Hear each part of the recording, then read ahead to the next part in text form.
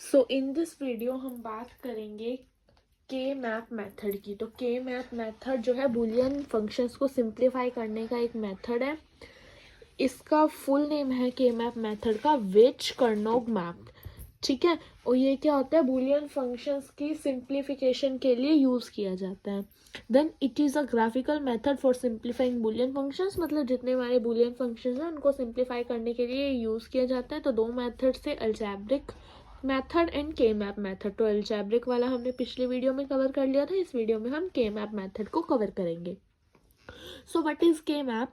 के map is two dimensional representation of truth table. जो हमारी ट्रुथ टेबल होती है उसकी टू डायमेंशनल रिप्रेजेंटेशन है के मैप। टू डायमेंशनल रिप्रेजेंटेशन मतलब एक उसमें रो होंगे एंड कॉलम्स होंगे, ठीक है। तो टू डायमेंशंस होंगी, rows and columns. Then it is used to represent functions of any number of variables, कि जो बुलियन एक्सप्रेशन बुलियन फंक्शन में हमारे पास कितने भी नंबर ऑफ वेरिएबल्स हों उनको रिप्रेजेंट करने के लिए के मैप जो है यूज़ किया जाता है। लेकिन मैक्सिमम हम इस वीडियो में कवर करेंगे के मैप अप टू 4 वेरिएबल्स, ठीक है। 4 वेरिएबल्स तक का हम के मैप बनाएंगे, लेकिन 4 के अलावा भी वो कितने ही नंबर तक के जो वेरिएबल्स हों उनके लिए हमारा के मैप जो है यूज़ किया जाता है। देन स्ट्रक्चर ऑफ के मैप। अब हमारा के मैप का स्ट्रक्चर क्या होता है हमने पढ़ लिया, व्हाट इज के मैप। के मैप क्या होता है अब उसका स्ट्रक्चर पढ़ेंगे। तो it is a diagram consist of squares.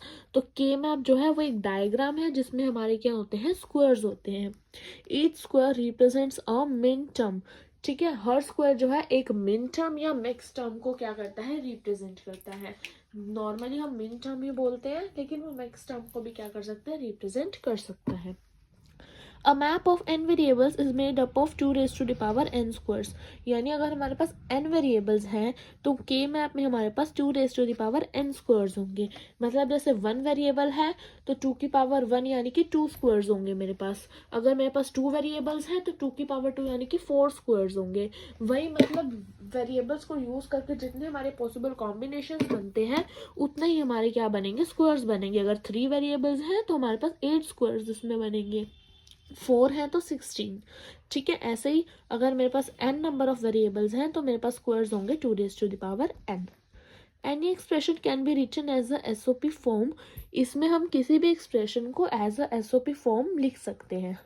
Then for product terms which are present in expression, ones are written in corresponding squares and zeros are written in those squares। कौन से squares में, मतलब जो हमारे पास एक कोई भी एक्सप्रेशन है बुलियन फंक्शन की, उस एक्सप्रेशन में मेरे पास जोन सी प्रोडक्ट टर्म्स प्रेजेंट है, ठीक है। मतलब जैसे मान लो मेरे पास f is equals to x y है। मतलब एग्जाम्पल मैं ले लिया यहाँ पर क्या है, f is equals to x y plus x bar and y, ठीक है। ये मेरे पास बुलियन फंक्शन है, ठीक है। इस बुलियन फंक्शन में मेरे पास दो प्रोडक्ट टर्म्स हैं, कि एक्स वाई एंड एक एक्स बार वाई, ठीक है। तो इन दोनों टर्म्स के जो स्क्वायर्स होंगे उनमें तो मैं 1 लिख दूंगी, और बाकी टर्म के, क्योंकि मेरे पास ये दो वेरिएबल्स हैं तो मेरे पास स्क्वायर्स कितने बनेंगे, 4 बनेंगे। लेकिन प्रोडक्ट टर्म मेरे पास 2 है, तो दो स्क्वायर्स में मैं 1 लिखूंगी। किन दो स्क्वायर्स में, जो कि इन टर्म्स के स्क्वायर्स होंगे उनमें मैं 1 लिख दूंगी, और जो बाकी दो स्क्वायर्स बच जाएंगे उनमें मैं क्या लिख दूंगी, 0। तो यानी कि हमारे बुलियन फंक्शन में जो प्रोडक्ट टर्म्स प्रेजेंट हैं उन प्रोडक्ट टर्म्स के स्क्वायर में हम 1 लिखते हैं, और जो सी प्रेजेंट नहीं है उन प्रोडक्ट टर्म्स के स्क्वायर में हम क्या लिखते हैं, 0। अभी हम जब प्रैक्टिकली इम्प्लीमेंट करेंगे तो अच्छे से समझ आएगा ये स्टेप। तो अब हम करते हैं के मैप फॉर 2 वेरिएबल्स, कि मेरे पास 2 वेरिएबल्स हैं, उन 2 वेरिएबल्स के लिए के मैप मेरा कैसे बनेगा। तो पहले तो ये देखना है मेरे जो बुलियन फंक्शन है उसमें मेरे पास स्मॉल वेरिएबल्स दिए हुए हैं, कैपिटल दिए हुए हैं। तो अगर स्मॉल दिए हुए हैं तो के मैप में भी मेरे को स्मॉल वेरिएबल्स लेने हैं, और अगर कैपिटल दिए हुए हैं तो मैंने के मैप में भी क्या करने हैं, कैपिटल वेरिएबल्स यहाँ पर लेने हैं। तो यहाँ पर मैंने क्या करना है, 2 वेरिएबल्स हैं तो 2 वेरिएबल्स को ऐसे मैंने बीच में लाइन डाल दी मैंने, और एक साइड एक वेरिएबल ले लिया जैसे a, और दूसरी साइड दूसरा वेरिएबल ले लिया b, ठीक है। तो हर अब a को मैं इस साइड लिखूंगी एंड b की जो पॉसिबल वैल्यूज है वो मैं इस साइड लिखूंगी। तो a की पॉसिबल वैल्यूज क्या हो सकती है, a का कॉम्प्लीमेंट और a, और b की पॉसिबल वैल्यूज हो सकती है b का कॉम्प्लीमेंट और b, ठीक है। तो मेरे पास 4 स्क्वायर्स बन जाएंगे, क्योंकि n की वैल्यू कितनी है, 2। n मेरे पास है यहाँ पर 2, तो 2n मेरे यानी कि 4 मेरे क्या बन जाएंगे, स्क्वायर्स बन जाएंगे। तो 2 स्क्वायर्स मेरे रो वाइज और दो स्क्वायर्स मेरे रो वाइज बन गए और 2 स्क्वायर्स मेरे कॉलम वाइज बन गए। ठीक है, तो ये वाला स्क्वायर किसको रिप्रेजेंट करेगा, इस और इस वैल्यू को, तो a बार b। ठीक है, जो ये वाला स्क्वायर है वो किसको रिप्रेजेंट करेगा, इस और इस वैल्यू को, यानी कि a बार एंड b को। ठीक है, ये वाला स्क्वायर रिप्रेजेंट करेगा a b बार को, और ये वाला स्क्वायर रिप्रेजेंट करेगा ये वाली और ये वाली वैल्यू को, यानी कि a b वैल्यू को। अगर हम नॉर्मली देखें तो हम जब के मैप बनाते हैं तो हम ऐसे वेरिएबल्स कॉम्बिनेशन नहीं लिखते, हम 0 एंड 1 पे काम करते हैं। तो 0 एंड 1 के लिए मैंने क्या लिख दिया यहाँ पर, ए कॉम्प्लीमेंट की जगह मैंने 0 लिख दिया और ए की जगह मैंने यहाँ पर क्या लिख दिया, 1। सेम यहाँ पे भी ए बी कॉम्प्लीमेंट की जगह 0 एंड बी के लिए मैंने 1 लिख दिया। तो ऐसे ही जब हम 2 3 4 वेरिएबल्स का करेंगे तो उनमें भी ऐसे हम 0 और 1 पे काम करेंगे rather than A and A complement. तो अब मेरी ये जो स्क्वायर्स हैं ये मेरे मिन टर्म्स को रिप्रेजेंट करते हैं। ठीक है, मैक्स टर्म भी हो सकती है, मिन टर्म भी हो सकते हैं, लेकिन बेसिकली हम क्या करते हैं, मिन टर्म्स को लेकर ही चलते हैं। तो मेरा जो पहला स्क्वायर है वो हमेशा m0 टर्म को रिप्रेजेंट करेगा। नेक्स्ट स्क्वायर मेरा m1 को, ये वाला m2 को और ये वाला m3 को। ये फिक्स्ड है, इनको हम चेंज नहीं कर सकते। क्यों? क्योंकि जब हम इनके कॉरस्पॉन्डिंग वैल्यू देखें कि m0 है यहाँ पर, ठीक है, ये मेरा m0 है, तो ये क्या है 0 0, तो ऑब्वियसली 0 बनेगी वैल्यू इसकी डेसिमल में। ये 0 1, तो 1 बनेगा डेसिमल में, तो मिन टर्म हो गई m1। ये वाली क्या बनेगी 1 0, 1 और 0 वाली बनेगी ना। तो पहले a की वैल्यू लेनी है देन b की लेनी है, पहले इस साइड की वैल्यू लेनी है देन इस साइड की वैल्यू लेनी है। ठीक है, तो ऐसे ये भी m3 बनेगी। तो ये फिक्स्ड सीरीज है। ठीक है, जैसे कि फॉर एग्जांपल मैंने यहाँ पर इक्वेशन ली z is equals to A B bar plus A B. ठीक है, तो इसके लिए अब मैं क्या करूँगी, ए बी बार मेरा किसको रिप्रेजेंट करता है, ए बी बार मेरा किसको रिप्रेजेंट करता है, ए की पहले मैंने इसको ना के मैप बना लिया। के मैप कैसे बनाया कि ए बी लिख लिया, बीच में लाइन डाल दी, और ए की possible value 0 and 1 and B की पॉसिबल वैल्यू लिख दी 0 एंड 1 एंड 4 स्क्वायर्स बना लिए। ठीक है, तो पहला है मेरे पास ए बी बार, तो यानी ए की वैल्यू 1 तो ऑब्वियसली इन लाइन में आएगा, एंड बी की वैल्यू 0 तो इसमें आएगा, यानी कि इस कॉलम में मैंने क्या लिख दिया 1। वही मैंने बताया था कि जिन प्रोडक्ट टर्म्स मेरी बूलियन फंक्शन में प्रेजेंट है, कौन सी प्रोडक्ट टर्म्स, उनके स्क्वायर्स में मैं 1 लिखती हूँ और बाकियों के स्क्वायर्स में या तो मैं 0 लिखती हूँ या मैं उनको एम्प्टी छोड़ देती हूँ। हम ज़्यादातर एम्प्टी ही छोड़ देते हैं। ठीक है, फिर नेक्स्ट वाली क्या है, ए बी, यानी ए की वैल्यू भी 1 और बी की वैल्यू भी 1, तो वो इस कॉलम में है। ठीक है, तो इन दो में मैंने 1 लिख दिया, तो ये इस इक्वेशन का मेरा क्या बन गया, के मैप। अब है के मैप फॉर 3 वेरिएबल्स की 3 वेरिएबल्स के लिए हम के मैप कैसे बनाएंगे। तो 3 वेरिएबल्स के लिए जब हम के मैप बनाएंगे तो इस साइड हमारी जो जब हम पार्टीशन करते हैं तो पार्टीशन हमेशा एक ही पार्टीशन की लाइन होती है, मतलब 2 पार्ट्स में हमारा पार्टीशन होता है। ये नहीं है कि अगर 4 वेरिएबल्स है तो 4 पार्ट्स में पार्टीशन हो जाएगा, 3 वेरिएबल्स है तो 3 पार्ट में पार्टीशन हो जाएगा, ऐसा नहीं होता। कितने ही वेरिएबल्स हो, हमारा पार्टीशन सिर्फ 2 पार्ट्स में ही होता है, यानी एक ही लाइन होती है पार्टीशन की। ठीक है, तो जब 3 वेरिएबल्स हो तो ए अकेला आ जाएगा एंड बी सी वेरिएबल्स एक साथ आ जाएंगे और उनके पॉसिबल कॉम्बिनेशन एक साथ आ जाएंगे। ठीक है, तो ए की पॉसिबल वैल्यू तो 0 एंड 1 रहेगी।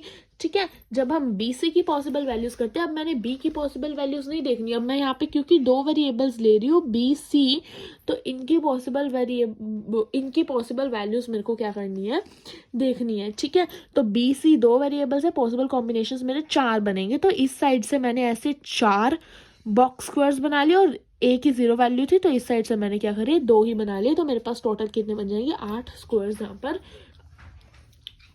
बन जाएंगे। देन उसके बाद बी सी की पॉसिबल वैल्यूज क्या होती है, वही जो हम ट्रुथ टेबल में पॉसिबल वैल्यूज लिखते हैं वही लिखनी है, बट ऑर्डर के मैप में इंपॉर्टेंट होता है, ऑर्डर का हमने ध्यान रखना है, हम ऑर्डर को चेंज नहीं कर सकते। जैसे कि फर्स्ट वाला जो है वो 0 0 ही बनेगा, सेकेंड वाला जो कॉलम है वो 0 1 का ही बनेगा, थर्ड वाला 1 1 का एंड 1 0 का। कई स्टूडेंट्स क्या करते हैं कि यहाँ पर 1 0 लिख देते हैं, तो ये 1 0 नहीं है, ऑर्डर ऐसे ही चलेगा 0 0 0 1 1 1 1 0। ठीक है, मतलब एक टाइम पर हम ऐसे याद कर सकते हैं कि एक टाइम पर हमारी ना सिर्फ एक ही बिट चेंज होगी। जैसे हमने स्टार्टिंग तो 0 0 से ही करनी है, 0 से स्टार्टिंग की तो पीछे वाली बिट चेंज हो गई अब नेक्स्ट वाले में, तो 0 1। अब 0 1 है, तो अब मैं सिर्फ एक टाइम पे एक ही बिट को चेंज कर सकती हूँ, ठीक है। तो मैंने आगे वाली को कर दी तो 1 1 हो गया। अब 1 1 है तो अब मैंने लास्ट वाली को चेंज कर दी, 1 0 हो गया। तो यही ऑर्डर याद रखना है। इसमें हम मिन टर्म डेजिग्नेटर्स देखें तो पहला कॉलम M0 को रिप्रेजेंट करता है, दूसरा M1 को, जो थर्ड वाला है वो M3 को करता है, वो M2 को नहीं करता। तो के मैप में जब हम 3 या 3 से ज़्यादा वेरिएबल्स का यूज़ करते हैं तो उनमें जो ऑर्डर है वो थोड़ा चेंज होता है, और इस ऑर्डर को हमें याद रखना पड़ेगा, नहीं तो हमारा क्वेश्चन गलत हो जाएगा। तो ऑर्डर कैसे है, M0 M1 then M2 M3 then M4 M5 then M6 and M7। तो ऐसे ऑर्डर है, हमें ऐसे ही याद रखना है। मेरे पास एक एग्जांपल है, इसका मैं के मैप बनाती हूँ। तो अब हम इसका के मैप बनाते हैं। तो 3 वेरिएबल्स का है अगेन, पर वेरिएबल्स यहाँ पर स्मॉल है तो मैंने स्मॉल वेरिएबल्स ही के मैप में यूज़ करने हैं। अगेन वही 2 पार्टीशंस होंगे, पहला वाला A के लिए दूसरे वाला B C के लिए। तो B C की पॉसिबल वैल्यूज मेरे पास 4 बनेंगी, क्योंकि 2 वेरिएबल्स हैं तो मैंने ऐसे करके 4 अपने कॉलम्स बना लिए। एंड A की वैल्यूज तो मेरे पास 2 ही बनेंगी तो मैंने रोज 2 बना ली, तो टोटल मेरे पास 8 स्क्वायर्स बन गए। अब या तो आप क्या करो, इन सारी मिड टर्म्स के लिए डेसिमल वैल्यू निकाल लो, या फिर आप ऐसे 0 1 0 1 करके चेक कर लो, ठीक है। तो मैं क्या करती हूँ, मैं इन सब की ना पहले डेसिमल वैल्यूज नहीं निकालती, मैं ऐसे डायरेक्ट ही लिख रही हूँ कि A bar B and C बार। तो A बार मेरा ये है, A बार वाली लाइन ये है, देन B मेरा क्या हो गया, B एक तो इस कॉलम में है मेरा B और एक तो इस कॉलम में है। तो ऐसे ना थोड़ी कंफ्यूजन हो जाएगी आपको समझ आने में भी।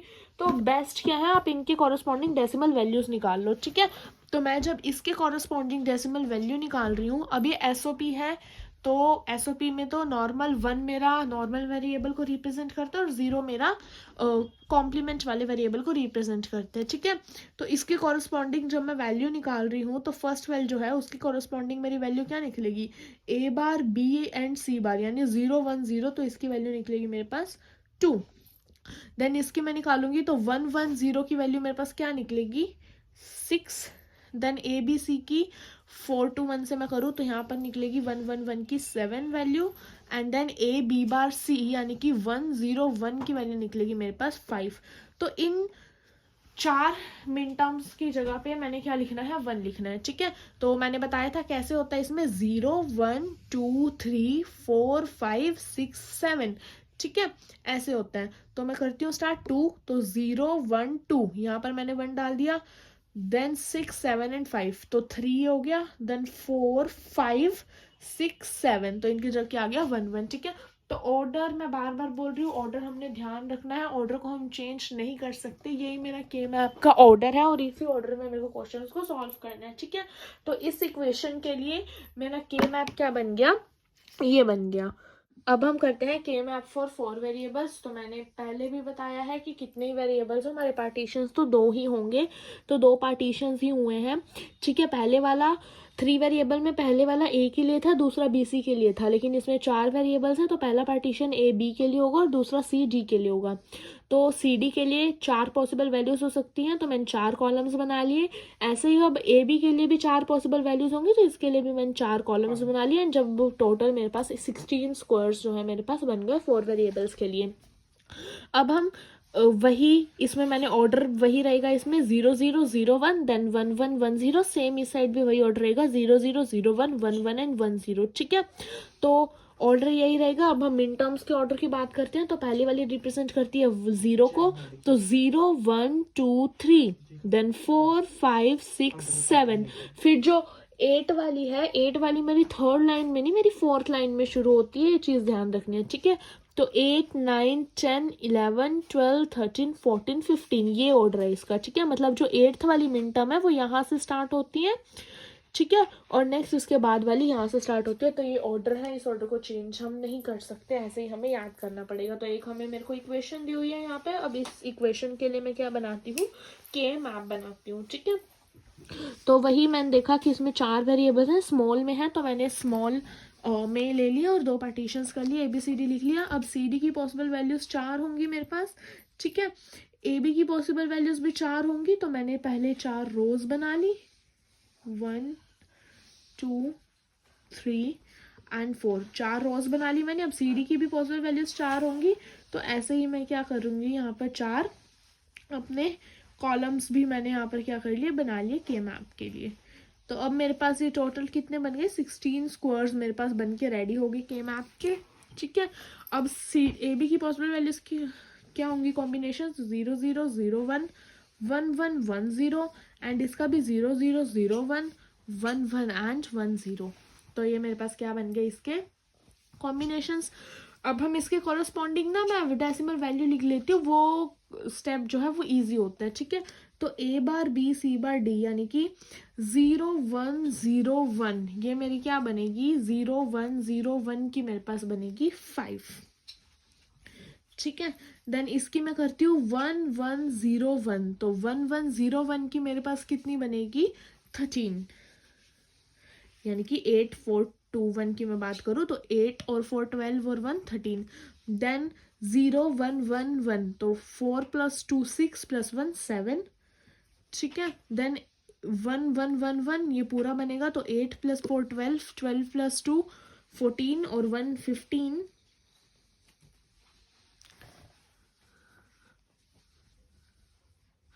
देन 0 0 0 0, तो सारी 0 है तो इसके लिए क्या बन जाएगी 0। अब देखो 0 देन 1 के लिए नहीं है, देन 2 3 के लिए नहीं है, देन 4 5 6 और 7 के लिए है, देन 8 यहाँ से स्टार्ट होगा, याद रखना है। तो 8 9 10 11 12 13 देन 14 एंड 15 के लिए। ठीक है, तो ये मेरे पास क्या बन गया, के मैप। तो अब मैंने के मैप बनाने सीख ली हैं, 2 3 4 वेरिएबल्स के लिए के मैप बनाने तो मैंने सीख ली है, लेकिन अब के मैप से सिंप्लीफिकेशन कैसे करनी है बूलियन एक्सप्रेशन की, हम वो सीखेंगे। तो उसके लिए कुछ रूल्स हैं। सबसे पहले मैं एक रूल्स बताने से पहले ये चीज़ बता रही हूँ कि के मैप में अगर सारे वंस अलग अलग बन रहे हैं, मतलब कोई ग्रुपिंग नहीं हो रही वंस की, तो वो इक्वेशन पहले से ही सिंप्लीफाइड है। अब ग्रुपिंग कैसे करनी है वो सीखेंगे। तो रूल्स पढ़ते हैं हम सिंप्लीफिकेशन के। तो पहला रूल है मेरे पास, बिफोर ड्राइंग के map logic expression must be in canonical form. तो के मैप बनाने से पहले हमने देखना है कि मेरी जो बूलियन एक्सप्रेशन है वो मेरी कैनोनिकल फॉर्म में होनी चाहिए, चाहे वो एसओपी में हो चाहे वो पीओएस में हो। कैनोनिकल फॉर्म मतलब हर टर्म में सारे वेरिएबल्स मेरे क्या होने चाहिए, प्रेजेंट होने चाहिए। तो पहला स्टेप स्टार्ट करते हैं। Every square containing 1 must be considered at least once. तो जितने भी स्क्वायर्स में मेरे पास 1 है, ठीक है, तो पहला स्टेप क्या है कि जितने भी स्क्वायर्स में मेरे पास 1 है उन सभी स्क्वायर्स को हमने एटलीस्ट एक बार तो लेना ही है, ग्रुप करना है। ठीक है, फिर a square containing 1 can be included in more then 1 groups. तो एक जो स्क्वायर है जिसमें 1 है वो एक से ज़्यादा ग्रुप्स में आ सकते हैं। मतलब जैसे मेरे पास ये है तो मेरा, जैसे मैंने एक ग्रुप ये बना लिया एक ग्रुप ये बना लिया, तो ये वाला जो 1 है वो एक इस ग्रुप में आ गया एक इस ग्रुप में आ गया। मतलब हर स्क्वायर जो है एक से ज़्यादा ग्रुप में मेरा आ भी सकता है और नहीं भी आ सकता। ऐसा नहीं है कि एक स्क्वायर मेरा एक ही ग्रुप में आना चाहिए, एक से ज़्यादा ग्रुप में नहीं आ सकता, तो ऐसा कुछ इशू नहीं है। Then make groups of 2 4 8 16 squares containing 1 with adjacent squares with values 1। ठीक है, तो मतलब फिर हमने क्या बनाने हैं, स्क्वायर्स के 1 बनाने हैं। 1 मतलब कैसे बनाने हैं, उसके साथ वाले स्क्वायर्स के साथ जिनमें 1 की वैल्यू हो उनके साथ हमने उनके ग्रुप्स बनाने हैं। ठीक है, तो जैसे ये वाला था तो इसकी मैंने ग्रुपिंग करनी है। तो इसकी ग्रुपिंग मेरी कैसे होगी, इसकी जब मैं ग्रुपिंग की बात करूँ तो ग्रुपिंग मेरी ऐसे होगी या तो ऐसे होगी। मतलब ग्रुप में मैंने 2 4 मतलब मल्टीप्लाई 2 2 करके मैंने बनाने हैं। जैसे पहला 2 का ग्रुप बन गया, देन 2 × 2 4 का बन सकता है, देन 4 × 2 8 का बन सकता है, देन 8 × 2 16 का बन सकता है, 16 × 2 32 का बन सकता है। मतलब इंटू 2 करके मेरे को ग्रुप्स बनाने हैं। 3 5 7 ऐसे ग्रुप्स नहीं बन सकते। ठीक है, तो मतलब इवन नंबर्स के ग्रुप बन सकते हैं। ठीक है, तो ये मेरा बन गया ग्रुप। तो ग्रुप मेरे को क्या बनाने हैं, 1 के उसके साथ वाले स्क्वायर से, लेकिन ऐसे स्क्वायर से जिनमें 1 हो। तो इस 1 का ग्रुप इसके साथ बन सकते हैं, इसके साथ नहीं बन सकता क्योंकि इसमें 1 नहीं है।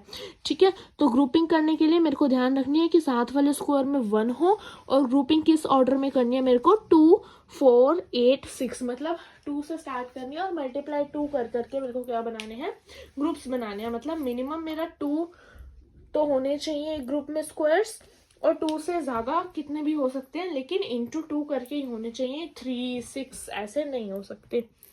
Then a group can be as large as possible, कि ग्रुप मेरा कितना भी बड़ा हो सकता है। जितना बड़ा हम ग्रुप बनाएंगे उतनी ही ज़्यादा सिंप्लीफाइड मेरी बूलियन एक्सप्रेशन बनेगी। नेक्स्ट है, each group should have at least one square that is not included in any another group. मैंने पहले बताया कि एक वन वाला स्क्वायर कितने ही ग्रुप्स में ऐड हो सकता है, लेकिन हर ग्रुप में एक ऐसा वन वाला स्क्वायर तो होना ही चाहिए जो किसी और ग्रुप में ऐड ना हुआ हो।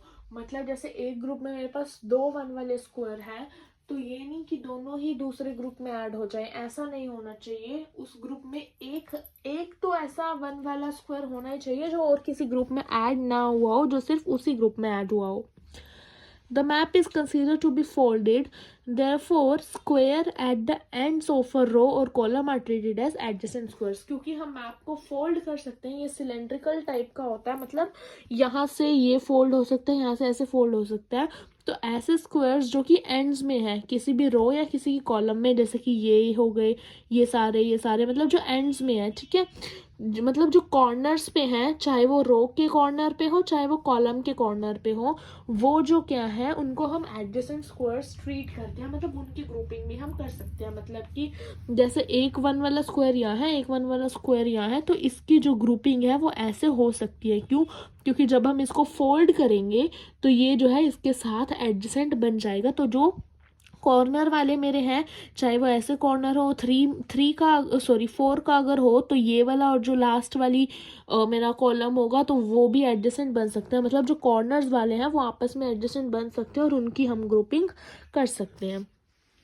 Then simplified logic expressions obtained from K-map is not unique। मतलब जो हमें K-map से simplified logic expressions मिलती हैं वो यूनिक नहीं होती हैं।